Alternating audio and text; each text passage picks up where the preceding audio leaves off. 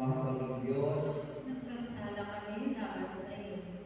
Sa aming pag-iisip, sa salita at sa gawa, at sa pamamagitan ng aming nagawa at sa nakaligtaan ng gabi. Hindi ka namin minahal ang puso, kayo rin ang aming kapwa, tulad ng aming sarili.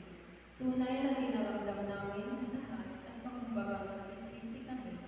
Dahil sa anak mong si Jesucristo ng Panginoon namin, mahabagkat patawarin mo kami, upang maging kami sa iyong kalooban at sumunod sa iyong tanan, para sa kaluluwalhati ng iyong pangalan. Amen. mahabagalawa kayo ng kapangyarihang Diyos, patawagin ang inyong mga sala, pagtagin kayo sa lahat ng kapangyarihan. At sa kapangyarihan ng Espiritu Santo, manatili sana kayo sa buhay na walang hanggan, sa pamamagitan ni Jesucristo ating Panginoon. Amen. Magsitayo sa Panginoon, maawa ka. Panginoon, maawa ka.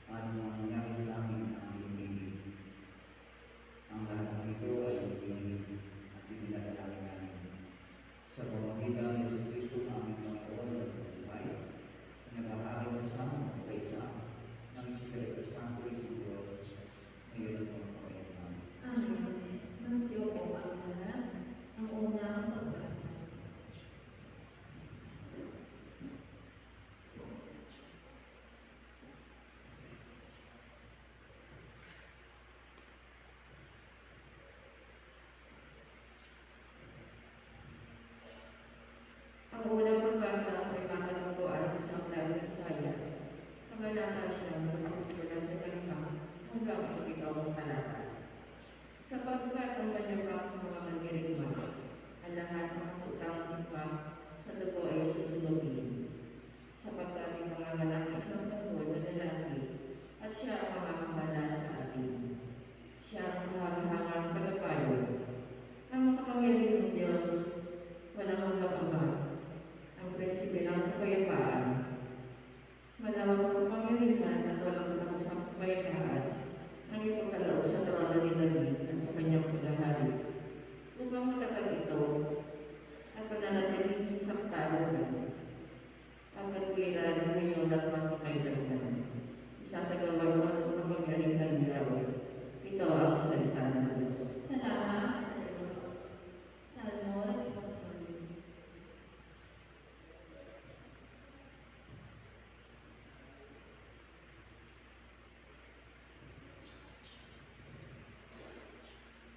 Ang ating salmo tutunan ay matatagpuan sa awit 20. Narito po ang ating tutunan.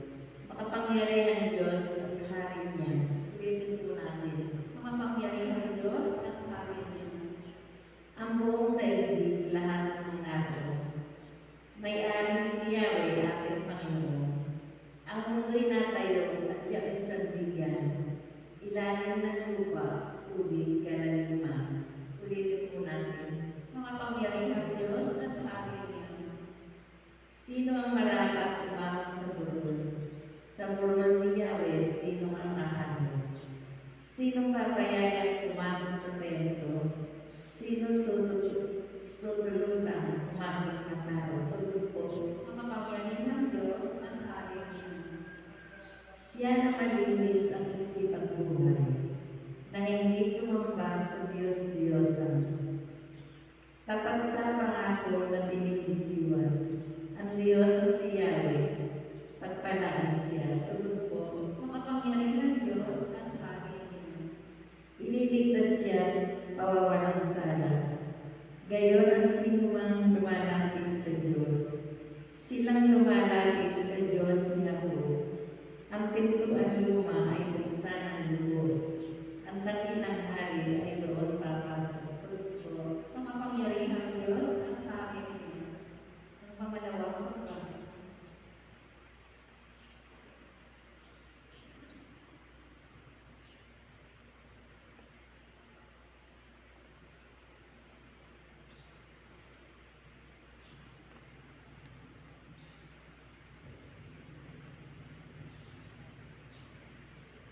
Ang pangalawang basa ay matatagpuan sa sulat ni Pablo sa mga taga-Roma, Unang Kaisa, nagsisimula sa una hanggang ikapitong talata.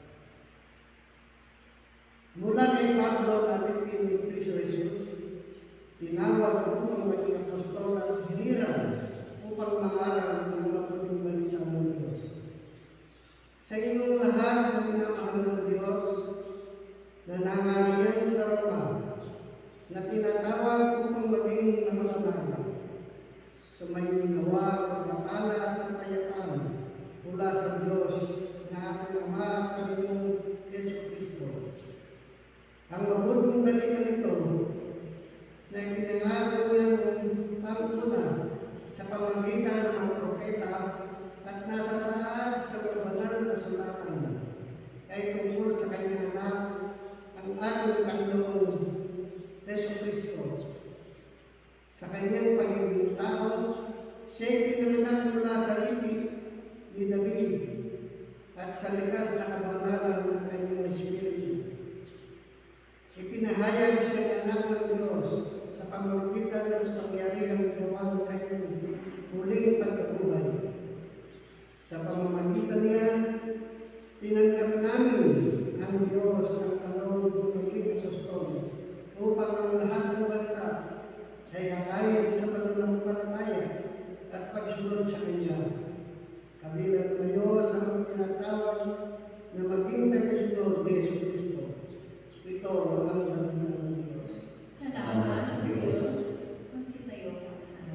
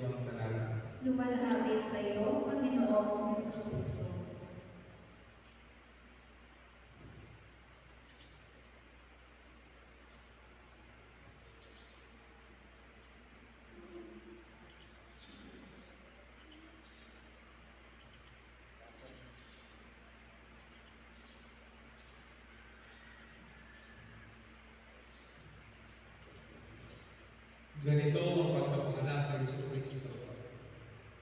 Si Maria ang kanyang ina at si Jose ay nakatakda ng kasal. Ngunit bago sila makasal, si Maria ay nagpuang nagdadalang tao. Ito'y sa pamamagitan ng Espiritu Santo. Isang tao ang matuwid kung si Jose na kanyang magiging asawa. Ngunit ayaw ang mapahiya si Maria. Kaya siya niyang hiwalayan ito ng paligid. Samantalang iniisip ni Jose ito, napakita sa kanya sa panaginip ang isang anghel ng Panginoon. Sabi nito sa kanya, Jose, anak ni David, huwag kang matakot na tuluyang makasalan si Maria, sapagkat siya ay nagiging sa pamamagitan ng Espiritu Santo. Manganganak siya ng isang lalaki, at ito'y pangangalanan ng Jesus, sapagkat siya ang magliligtas sa kanyang bayan sa kanilang mga kasalanan. Nangyari ang lahat ng ito upang magpapad ang sinasabi ng Panginoon sa pamamagitan ng mga propeta. Maglilili ang isang dalaga at manganganak ng isang lalaki, at tatawagin Manuel, ang kahulugay sa natin ng Diyos. Nang magising si Jose, sinunod niya ang utos ng anghel ng Panginoon. Pinakasalan niya si Maria, ngunit hindi ginalaw ni Jose si Maria hanggang sa maipanganak nito ang isang sanggol na lalaki na pinangalanan niyang Jesus. Mga kapatid, ang Ebanghelyo ng ating Panginoon Jesucristo. Papuri sa iyo, Panginoong Jesucristo.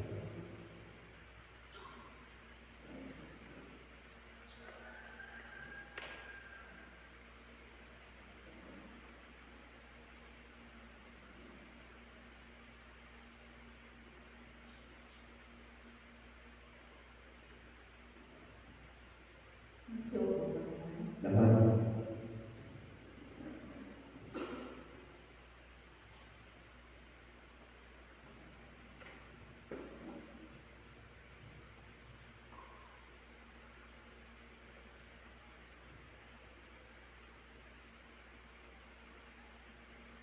Magandang umaga po sa ating lahat. Magandang umaga po. Ang ating tagapagsalita sa umaga ito ay isa pong retired teacher.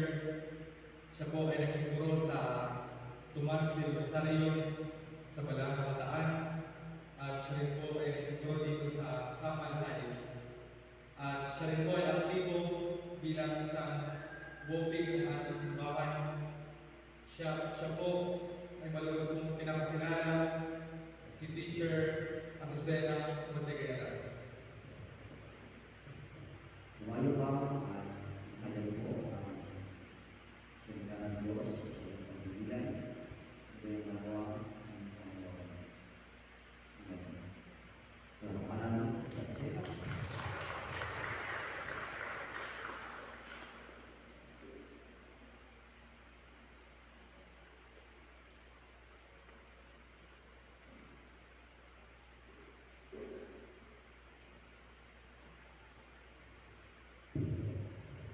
Sa pangalan ng Anak ng Anak ng Espiritu Santo. Amen. Bago ang lahat, ako po ay nagpapasalamat sa Diyos at kay Father Rodrigo Miranda sapagkat ako ay nabigyan ng ganitong pagkakataon na maging kahani ng Misa Tagalog ngayong umaga ito. Ang ating pong Ebanghelyo sa umaga ito ay mula sa aklat ni San Mateo, unang kabanata, nagsisimula sa ikalabiwalo hanggang ika-25 talata. Napakasarap po sa pakiramdam ko ang magbigay ng refleksyon o pagbibilang tungkol sa Ebanghelyo. Sapagkat sa ganitong paraan, para ba ang lapit-lapit ko sa Panginoon? Hindi lamang dahil narito ako sa altar, kung hindi dahil nabigyan ako ng pagkakataong magsalita tungkol sa ating Panginoong Jesus. Ang ating pong Ebanghelyo sa umagang ito ay tumutukoy sa pagkahilang ng Diyos kay Jose upang maging asawa ni Maria. Nahihirang din maging ina ni Jesus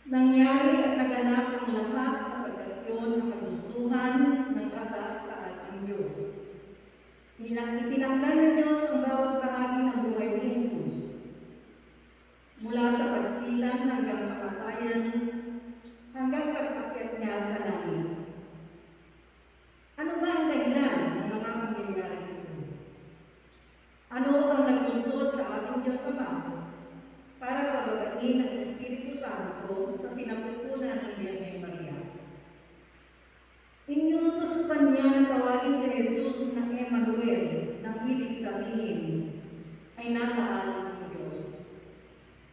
Parang nakakalakas ng loob. Ang Diyos na sinasamba natin ay nananahan sa atin. Para bang walang pwedeng sumaling o malapit sa atin dahil kasama natin ang Diyos. Ngunit paano tayo nakakasiguro na nasa atin na ang Diyos? Sobra ang kasamaan ng mga tao sa panahon ng mga hudyo. Istula silang mga hayop na hayop sa laman at kapangyarihan. Pumapatay, nagnanakaw, nangangalunya, at paulit-ulit silang gumagawa ng mga mabibigat na kasalanan. At ito nga ang dahilan kung bakit pinulong ng Diyos Ama na ipanganak si Jesus na siyang manunubos at tagapagligtas ng sanlibutan mula sa kasalanan. Dahil mahal na mahal niya ang lahat ng tao mula noon hanggang ngayon at sa lahat ng panahon, ibinigay niya ang bugtong niyang anak na si Jesus nang dahil sa dakilang pag-ibig niya sa ating lahat. Bumaba ang Holy Spirit upang makasama natin ang Diyos at manatiling nasa atin siya sa bawat sandali.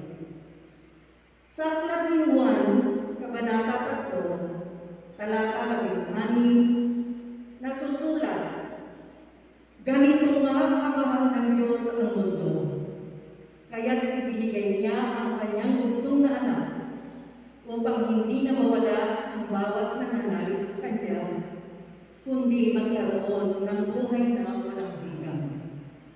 Sa English, for God so loved the world that He gave His only Son, that whoever believes in Him shall not perish but have eternal life.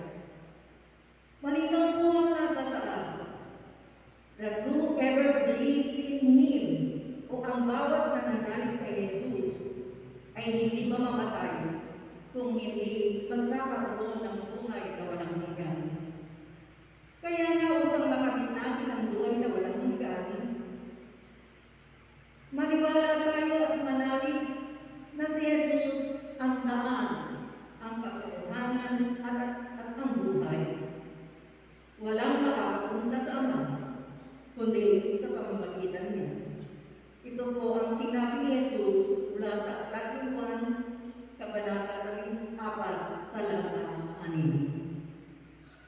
Maniwala po tayo mga kapatid na mula sa pagbulat ng ating mga mata sa ating paggising sa umaga hanggang sa mamimlay tayo at makatulog sa buong mata. Kasama po natin ang Diyos na makakaging. Ginagabayan tayo at hiniingatan. Pinapatnubayan sa man tayo magpunta. Ano man ang ating ginagawa at ating sinasalita, ginagabayan tayo sa ating mga desisyon o mga plano sa buhay. Kung minsan lubog na nga tayo sa matitinding pagsubok na marating sa ating buhay, ay doon pa nagkakawin-kawin ang mga problema na hindi mo alam kung kailan makatapos. Tulad ng mga biktima na nagdaang mga bagyo sa Cagayan, Camarines, Bulacan at iba pang lugar. Maaaring naiisip ng iba, bakit hinayaan mangyari ang ganito? Talaga bang kasama natin ang Diyos sa mga pagkakataon ito? Mga kapatid, ang Diyos ang pinakamakapangyarihan sa lahat. Alam niya ang noon, ngayon at ang bukas. Ang pag-ibig niya sa atin ang pinakadakila. Ang kanyang magagawa ay napakasagana. Kung tayo ay mananalig at mananampalataya sa ating Panginoong Hesus, hindi tayo papabayaan ng Diyos. Dumarating siya lagi sa tamang oras bago pa mahuli ang lahat para tayo igahon at ligtas. May mga pangyayaring hindi natin kayang kontrolin tulad ng napagnakawan tayo, nasunugan, nagkasakit, at nawala ng mahal sa buhay. Kahit masaklap, sa pagdaan ng mga araw, unti-unti tayong nakakabawi at naghihilom ang sakit. Sa awa ng Diyos, dumarating ang mga tulong mula sa kung saan upang mabawasan ang kanilang hirap at tulong. Kahit mahirap, nakakaraos at nakakaya natin dahil si Jesus ang nagbibigay ng lakas at tibay ng loob sa atin. Nakakahanga ang ibang kapuskalan na nakukuha pa rin ng pasalamat sa Diyos. Hindi lahat ng gusto natin ay napagbibigyan, pero mas marami ang biyaya na tatanggap natin mula sa Diyos. Tulad ng hangin, hindi ko natin napapansin ang lupang ating tinutuntungan, ang tubig, at lahat ng mga nariyan sa mundo ay pinagkakaloob upang tayo ay mamuhay. May pandemic dahil sa COVID-19 virus. May mga namatay na, may mga ginagawa pa. At lahat tayo ay takot na maging biktima. Kung ang Diyos ay nasa atin, at tayo ay ligtas pa, yun ay dahil sa pagmamahal niya. Kung hahayaan natin na tayo pagharingan ni Jesus, matututo tayo manalangin at maniwala sa Kanya. Maganda man o masakla ang dumating sa buhay natin. Hindi tayo makikita. Mananatili tayo maninahon at palaka. Magiging matibay tayo, malakas sa gitna ng laban. Magagawa natin maniwala na hindi man sinasagot ang ating mga panalangin. Mayroon pa lang mas mabuti at magandang nakalaman kaysa sa pinagdarasal natin. Sa mga hindi pinagdamutan, marangya at matagumpay. Kung nasa atin sa Jesus, hindi tayo magmamalabis at magiging mayaman. Ano man ang nakamit ninyong yaman at katagyuhan, isipin po natin na nararating natin ang ating kinalalagyan dahil sa pagmutay at pagpakalam ng Panginoon. Kaya ibig kong sabihin, kung sumasa atin ang Diyos dahil tayo ay nagmamahal sa Kanya at sumusunod sa Kanyang kagustuhan, ano man ang estado natin sa buhay, mataas man o mababa, magkakaroon tayo ng buhay na walang hanggan. Ngayon po, pwede po natin tanungin ang ating mga sarili. Kasama ba natin ang Diyos sa ating buhay?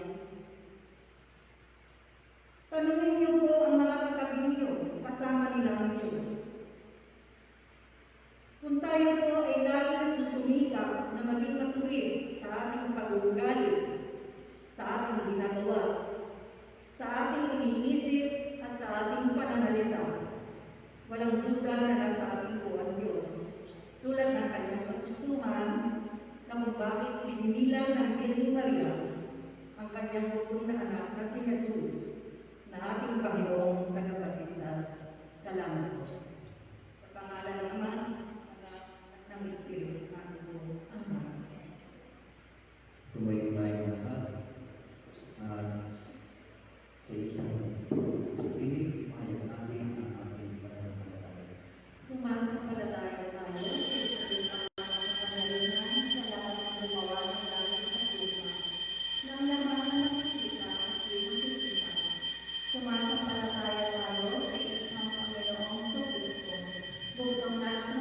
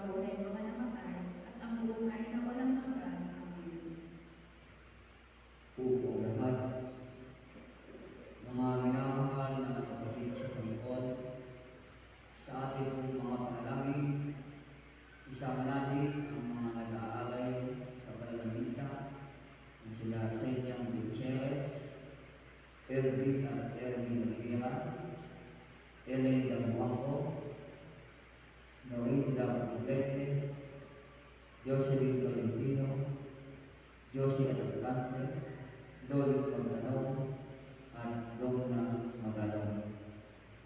Sama din natin ang ating kapatid na nagdiriwang ang kanyang kaarawan na si Amir Puglete, Armin Puglete. Dalahan din natin ang mga kayaramdaman na ating mga kapatid na sila Don Kaiser Bernat, Yolanda Marilyn, Antonio Silveta at Teresita Francisco.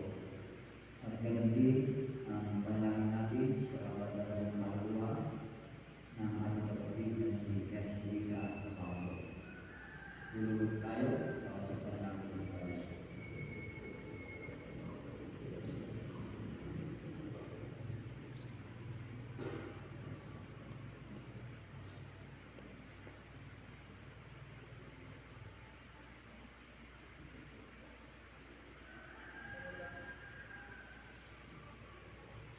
Ng bayan, manalangin tayo para sa bayan ng Diyos sa buong mundo, para sa Obispo Maximo Pintiba, para sa ating Obispo si Tito Cruz, para sa ating Pura Paro, Reverend Father Roderick Miranda, para sa katupunang ito, at para sa lahat ng mga Obispo, pari at diakono, at sa iba pang naglilingkod sa dambana at sa lahat ng tao, panalangin natin sa Santa Iglesia. Makapangyarihan Diyos, inaanyayahan ng Panginoon upang luwalhatiin ang banal na kahangalan bilang sa katawan ng Kristo. Ninalangin namin ang pag-aayos sa Iglesia upang ang lahat ng nanampalataya sa iyo manatili sa turo ng mga apostol sa pagtitipon ng panalangin at sa pagsasalo sa isang tinapan. Pagkaloob ang lahat ng Kristo at pari na maging tapat sa kanilang paglilingkod sa iyo sa pamumuno ng iyong kawan, sa pagpapalaganap ng pag-ibig at pagkakaisa ng iyong sambayanan, sa pamamagitan ng Kristo ang ating Panginoon. Manalangin tayo para sa kapayapaan, para sa pagkakaunawaan ng bansa, para sa kalusugan ng lahat ng tao sa bansang ito. Manalangin tayo sa katarungan ng kapayapaan. Maawain Diyos ng lawan ang lahat ng mga pinuno ng mga bansa, upang sa kapangyarihan ng Espiritu Santo, ang kapayapaan ay mapanaganap sa prinsipyo ng katarungan, pagkamatuwid at katotohanan. Iligtas ang iyong bayan sa pagkamataas at katiwalian, at inatin sila sa daan ng kapayapaan sa pamamagitan ng Kristo ang aming Panginoon. Manalangin tayo para sa may hirap, may sakit, nagbubutong, inaamay at mga nasa tulungan. Manalangin tayo para sa nangangailangan at nasa lugar. Makabaging Diyos na siyang aliw ng mga nakakapis, ang lakas ng mga nandulusan, dinggin mo ang pagtatangis ng mga nasabang kalagayan at sa lahat ng mga nangangailangan. At ipagkaloob din ng matagpuan nila ang iyong awan sa gitna ng kanilang mga luma. Pagkalooban din ng tibay ng loob upang makatulong at makapaglingkod sa kanila, alang-alang na rin sa kanya na nagdusa para sa aming maligtasan, ang iyong anak na si Kristo. Manalangin tayo para sa mga yumawa. Manalangin tayo para sa kanilang kapayapaan. O Panginoong Diyos, ikaw ang aming buhay, pagkilos at pagkatao. Tanggapin mo ang aming panalangin na aming inaatay para sa iyong mga lingkod at sa mga pinamuhay. Naway sa pamamagitan ng Kristo na namuhay na muli mula sa kamatayan, ay nakunin din ang lahat ng mga namatay sa buhay na walang hanggan sa pamamagitan ng Kristo na aming Panginoon. Manalangin tayo para sa mga nag-aalay ng kanilang handog sa gambara, sa mga ikarawan, anibersaryo ng kanilang kasal, at para sa lahat ng may alay sa misa ng Islaman sa Panginoon. O Diyos, ang iyong kalinga, bilang ang may bumabalot sa lahat ng bahagi ng mundo, inahahamit din namin sa iyong kapangkat ang lahat ng aming mga kapatid at nilamahal sa buhay. Ikisin mo sa tibay ng pagmamahal ang lahat ng sumasampalataya sa iyo, at patatagin mo ang kanilang pamumuhay sa pamamagitan ng Kristo ang aming Panginoon. Sapagkat sa iyo ang pamahalan o Ama, Anak at Espiritu Santo. Sa iyo ang kaharian, ang Panginoon, at ang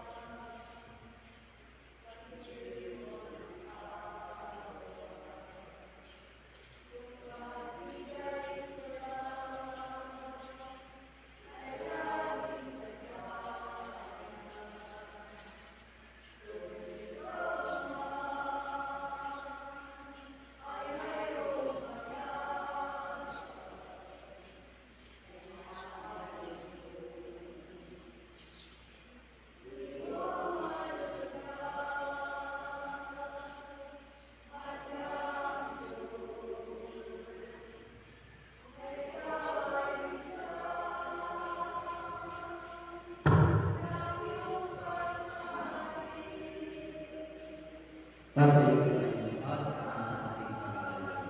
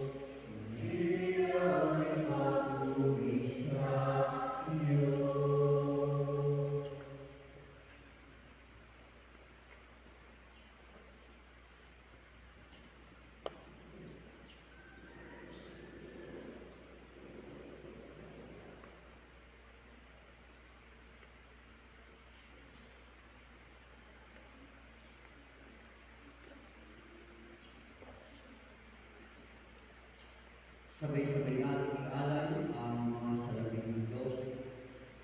Walang hanggang Diyos. Pinagkaloob mo ang lahat ng aming mga kamay, ang iyong biyaya na tutulog ng lahat ng aming pangangailangan. Kaming mga likod mo ay natulungan sa iyo kung alaala ng aming pasasalamat sa lahat ng kaawaan namin. Ang pinapay, walang hanggang Diyos. Pinabubong ang bukil at langit ay ginawa namin ang tinapay na ito. Inialay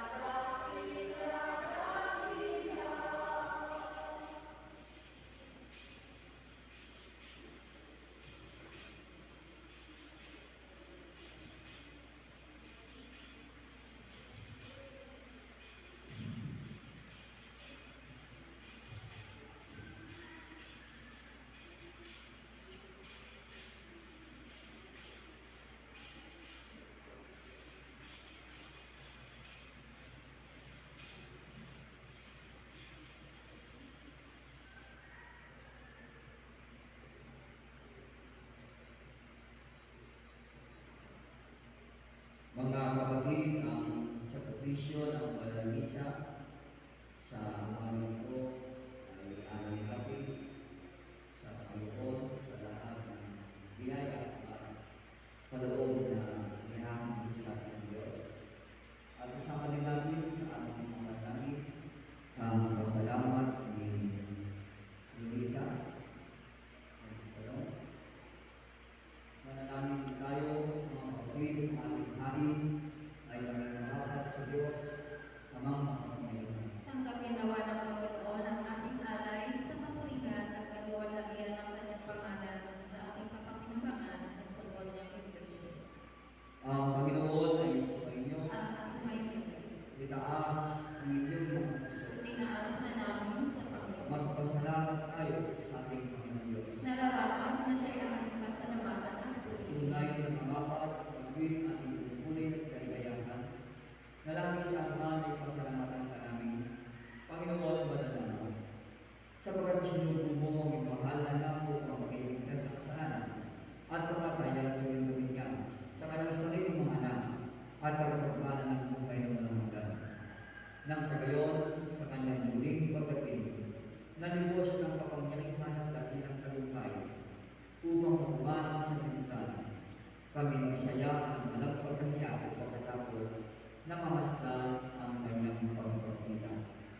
Kaya nga kasama ng mga anghel at mga anghel at lahat ng kalipunan ng langit, buong kagalakan namin ipinahahayag ang iyong kalwalhatian na laging nagpupuri sa iyo na nagsasabi ng banal. Banal, banal, banal ang Panginoon, Diyos ng mga hukbo, naglalat sa luwa at ng ulo, uwang natin, sa halos ay ilang. Magpalat ang uwang natin sa kapangalan ng Panginoon, sa halos ay ilang.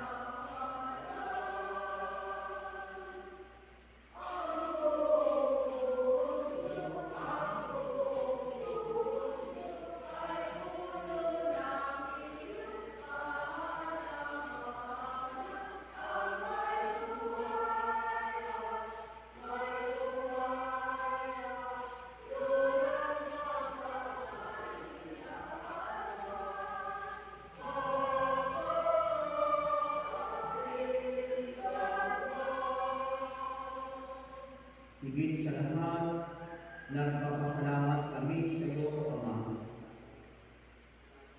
sa pagkakasundo dito sa amin ng iyong anak na sa Kristo.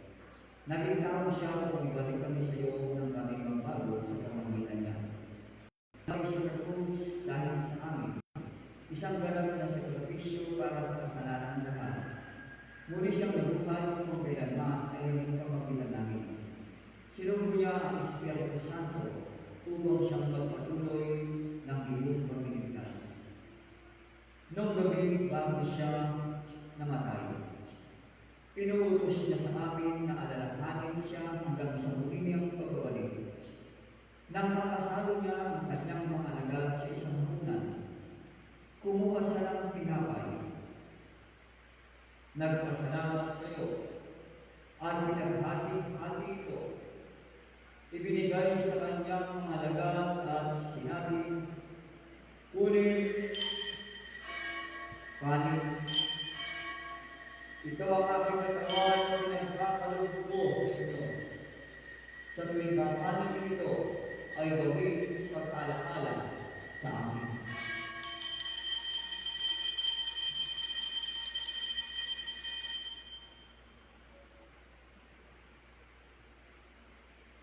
Matapos ang hapunan, kinuha niya ang kalis ng alak. Nagpasalamat sa iyo at ibinigay ito sa kanila at sinabi, "Ito ang aking dugo ng bagong lipahan ng Diyos at ng tao.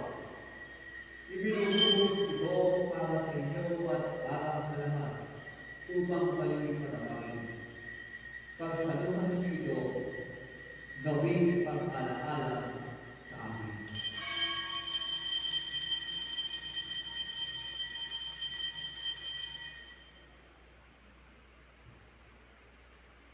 Sa awit, ipahayag natin ang misteryo ng ating pananampalataya.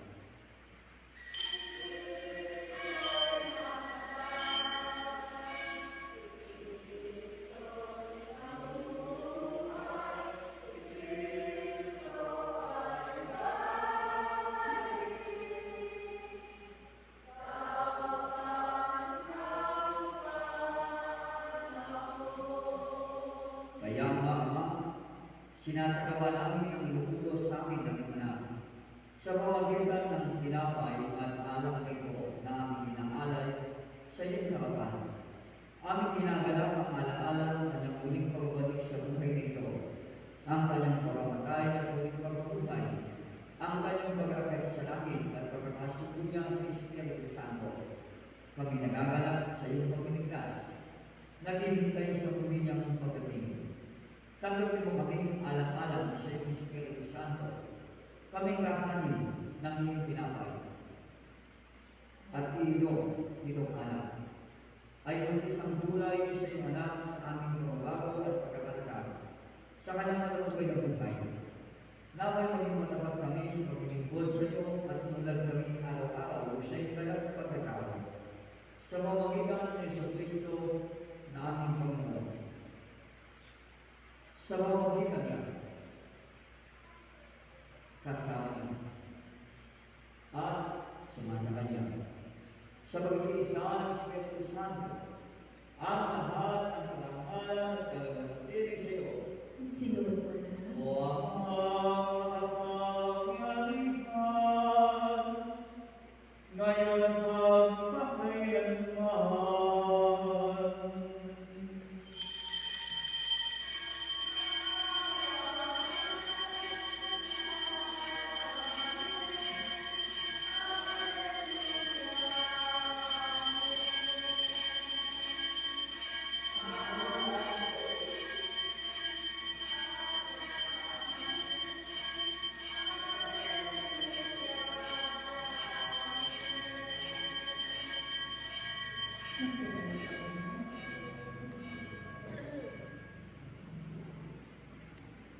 Sa isang piling, awin natin ang panalangin pinutulong sa atin ng ating Panginoong Jesucristo.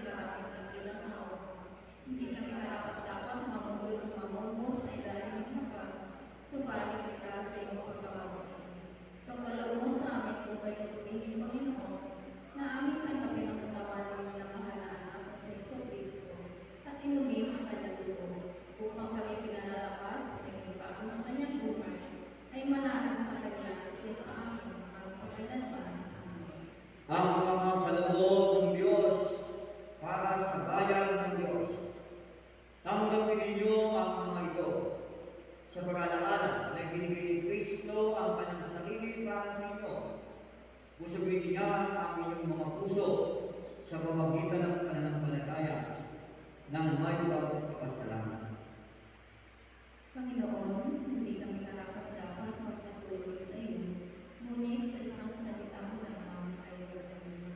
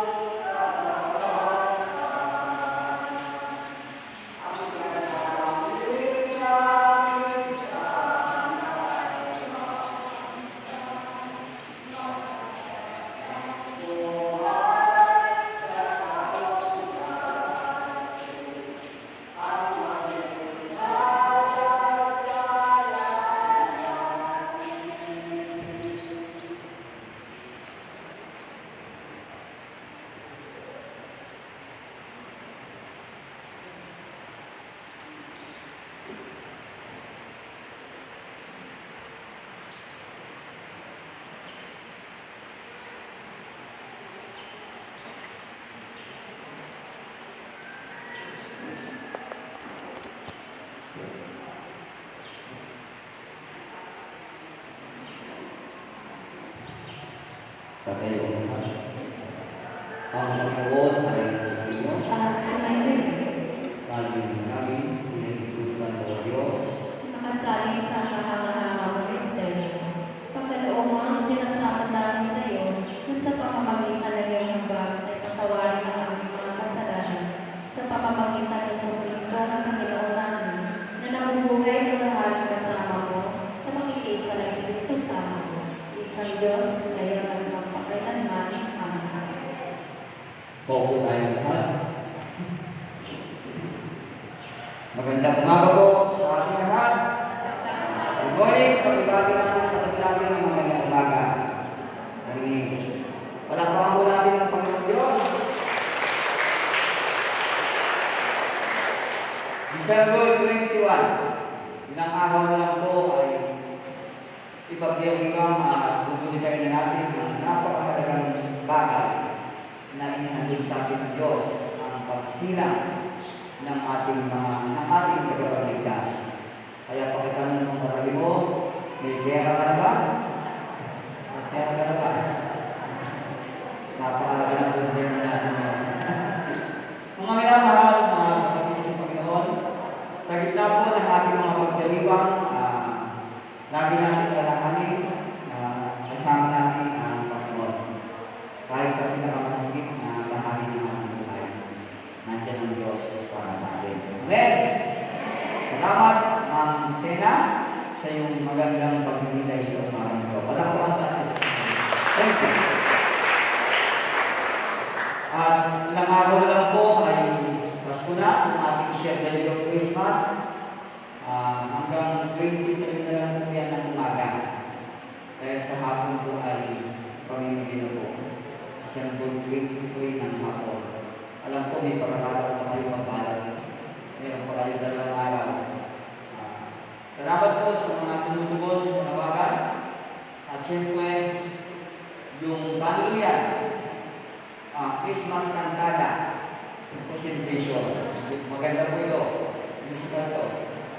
Kaya, invite namin kayo manood sa FB. Kumukuha po tayo ng sila sa ABS-CBN. Sarado na pala ang ABS-CBN. Kaya pala ayaw mag-apply sa akin. Kaya FB Live na po tayo. Manood tayo ng FB Live sa account po ng Unicorn at i-share natin para mapanood ng mga kapwa natin mga ibayano sa bayan po ng Sangay. Siyempre, sa mga nagbigay po ng tulong doon sa Misa Kantala. Ang Misa Kantala po, yung posible po ng 40% ay fund ng Paris Council. Kasi po, malalim na ang balon sa lima. Meron tayong mga utilities, meron tayong mga church workers na kailangan tulungan yung needs namin. Needs namin po, particular kayo sa amin. Ganun din po mga kapatid, sa mga nag-alay po ngayong umaga, nag-alay po mga sunod na kapag nag-alay pa. Maraming salamat po sa atin. Sa may gagawan, may birthday, inaanyahan po namin, may birthday. Kung wala pong may birthday, kahit walang may birthday, may pagkain po tayo sa labas mamaya. Alay po yan ng family Roman. Ano pa namin yung pagkakapatid na Roman sister. Thank you very much po. Meron tayong second offering.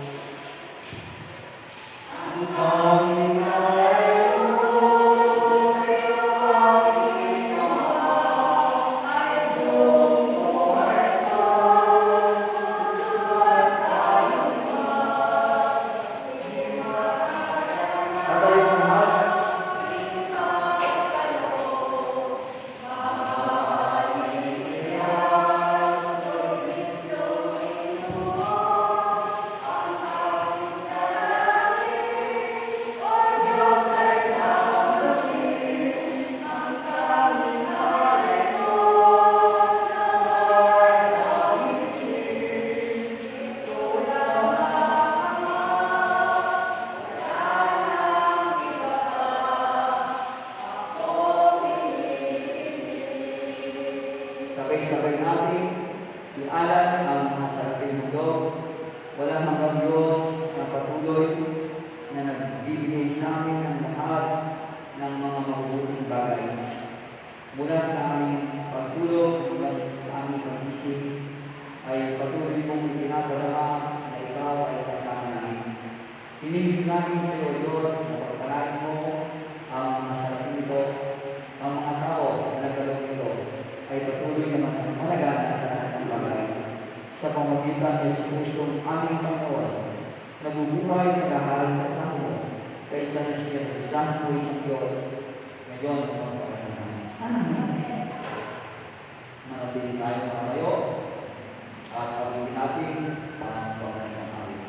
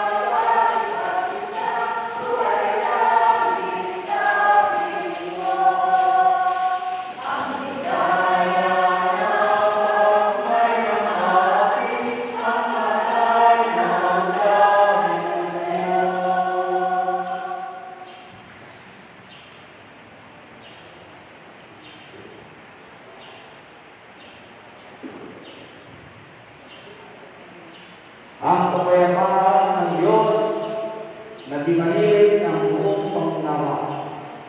Matatag kayo at ingatan sa kaalaman at pag-ibig sa Diyos sa Kanyang anak na si Jesucristo na ating Panginoon.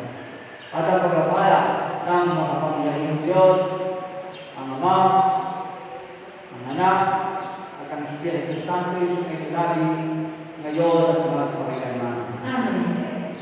Ang Panginoon ay sumainyo. Sumainyo. Mga minamahal na kapatid, hindi dito natatapos ang ating pananalisa. Kumayo tayo, hayaan natin maghari ng Diyos, ang kalooban ng Diyos sa ating buhay. Ibigin natin pagkuhanan ng Panginoon sa ating mga. Salamat sa Diyos. Magandang umaga sa ating lahat, para sa natin muli ang ating Panginoon.